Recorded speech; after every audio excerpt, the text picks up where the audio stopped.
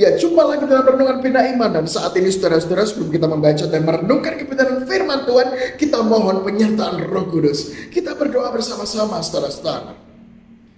Sungguh suatu anugerah ya Tuhan, ketika saat ini Tuhan memberi kami kesempatan untuk menikmati kehidupan ini, dan kami mau mengawalinya dengan firman Tuhan, sehingga melalui firman Tuhan inilah kami terus diwarnai di dalam melangkah dalam kehidupan ini.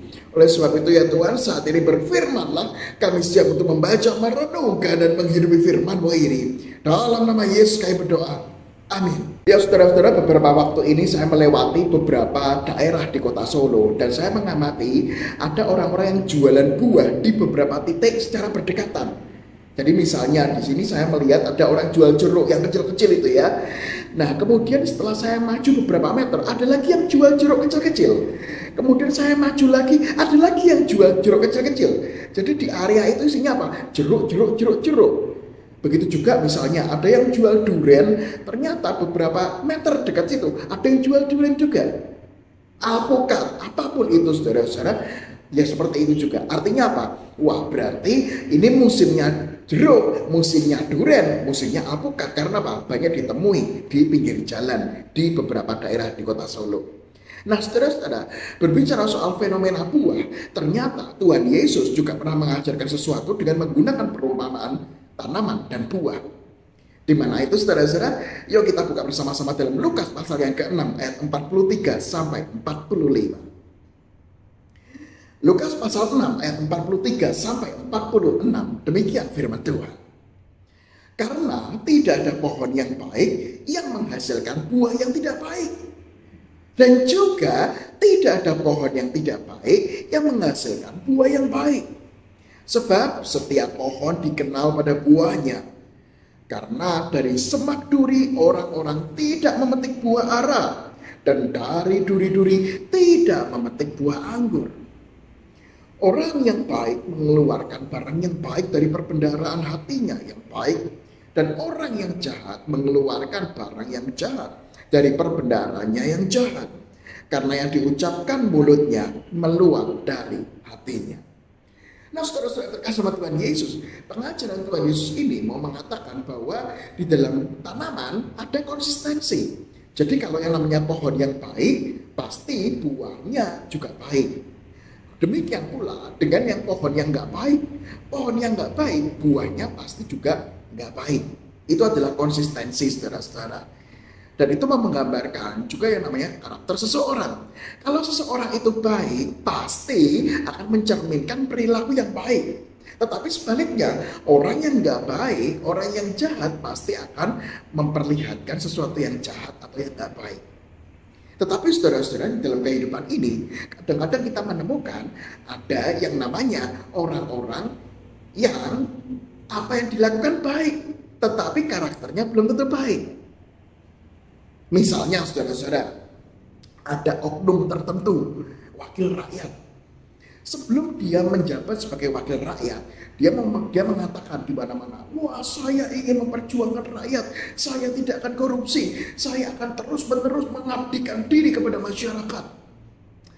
Perkataannya bagus, omongannya bagus, konsepnya bagus, idenya bagus. Tetapi setelah dia menjadi wakil rakyat, oknum ini justru melakukan yang nggak baik, ketahuan korupsi, ketahuan tidak memperjuangkan kepentingan orang banyak. Dengan demikian kita melihat awalnya saudara-saudara bagaimana karakternya nggak baik, ya kan? Tetapi apa yang dikatakan bisa jadi baik. Nah, kok bisa kayak gitu Pak Hendrik? Berarti apakah perkataan Tuhan Yesus berarti nggak berlaku? Kan katanya kalau orang baik yang dikatakan pasti baik. Orang yang nggak baik pasti yang dikatakan pasti juga nggak baik. Tetapi ada fenomena orang nggak baik perkataannya baik. Nah saudara-saudara, bukan berarti apa yang diajarkan Tuhan Yesus nggak berlaku. Yang diajarkan Tuhan Yesus telah berlaku saudara-saudara.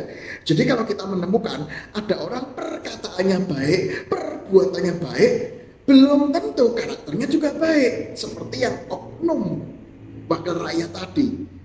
Nah, saudara-saudara, itu membuktikan bahwa nanti akan ketahuan kok. Kalau memang karakternya nggak baik, waktu itu memang omongannya jadi baik, tetapi waktu akan memperlihatkan buah yang sesungguhnya.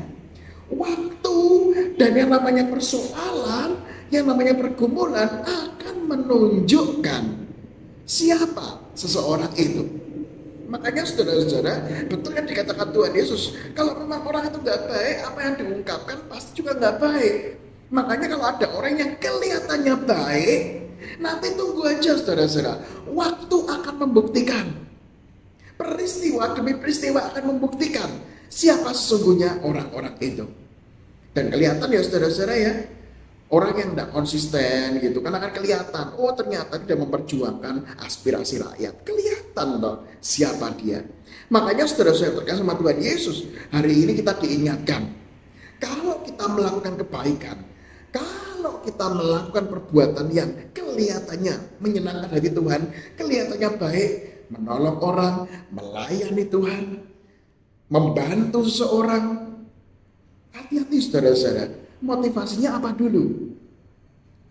Karena ada juga loh orang kelihatannya pelayanan, kelihatannya menolong orang, tetapi motivasinya ternyata nggak baik. Dan itu saudara-saudara tinggal tunggu waktunya, tinggal tunggu saatnya akan dibukakan dengan baik. Makanya saudara-saudara terkasih, hari ini kita merenungkan, yuk apa yang kita lakukan, kalau itu memang baik, lakukan itu dengan memang motivasi kebaikan. Kalau kita melayani Tuhan, lakukan itu dengan memang cinta Tuhan. Kalau kita menolong orang, lakukan itu memang motivasi, karena aku kepengen memperkenalkan Kristus melalui kebaikan itu. Sehingga apa yang kita lakukan yang baik-baik, semua berasal dari pengajaran Kristus yang baik, dan hati kita yang memang sudah ingin memuliakan nama Tuhan dengan sesuatu yang baik.